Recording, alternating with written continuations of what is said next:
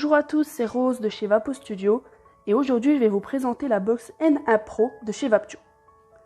Tout d'abord, elle vous est livrée dans ce petit packaging tout simple et plutôt sympa. À l'intérieur, on va venir y retrouver la fameuse box avec un second capot de 3 accus, le câble USB et les notices d'utilisation.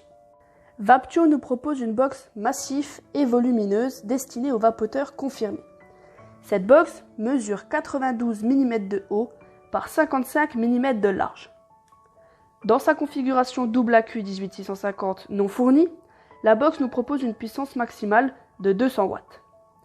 Comme à l'habitude de la marque, les finitions sont excellentes sur cette box. L'ensemble laisse une rassurante impression de matériel abouti, tant dans sa conception que dans sa réalisation. Au niveau esthétique, cette box est disponible en noir et or comme la mienne, en noir et rouge, en blanc et rouge et en blanc et or. Ici donc nous avons un coloris totalement noir avec la petite présence dorée au niveau de l'aération du capot avec le nom de notre box. La box est imposante mais agréable et intuitive à utiliser. Elle possède une connexion 510 destinée à des atomiseurs d'un diamètre maximal de 25 mm, nous laissant un large choix d'atomes. Pour ouvrir le compartiment des batteries qui se trouve juste ici, il suffit d'appuyer sur le bouton sous la box. La porte se libère par le bas. Et pour la réinstaller, il vous faut d'abord positionner sur la partie supérieure, puis rabattre la partie inférieure contre la box comme ceci. On peut également y ajouter un capot pour 3 accus fournis dans ce pack, nous proposant une puissance de 240 watts. Pour le capot triple accu, il suffit de l'installer comme le précédent.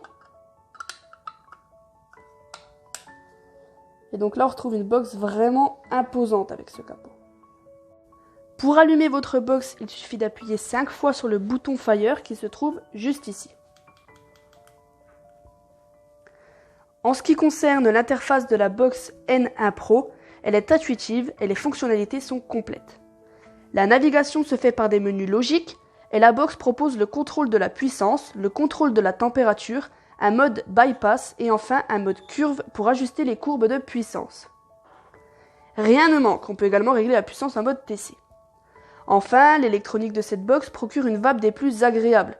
Le signal est plat en mode contrôle de la puissance, la box est réactive avec une latence entre le déclenchement et la stabilisation de la tension de 13 millisecondes à 20 watts et 59 millisecondes à 60 watts. Ce qui je trouve est excellent. La box est précise dans la gestion de la puissance et délivre bien la puissance maximale annoncée. En fin de charge des accus, la puissance maximale est sensiblement diminuée, en particulier en double accu car elle passe en économie de batterie. En résumé, ce que j'aime sur cette box, c'est ses finitions très simplistes et qui rendent vraiment bien. La qualité de l'électronique est vraiment exceptionnelle, on a vraiment un signal plat et on le ressent très bien. L'option 2 ou 3 accus est vraiment bien pensée, ce qui nous permet d'augmenter vraiment l'autonomie et la puissance de la box. Ce que j'aime un petit peu moins, c'est le fait que la box elle soit vraiment imposante.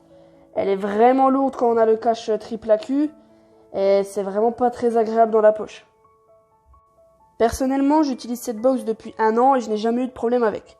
Je la conseille vraiment aux vapoteurs expérimentés à qui ça ne dérange pas d'avoir une box massive et volumineuse dans la poche.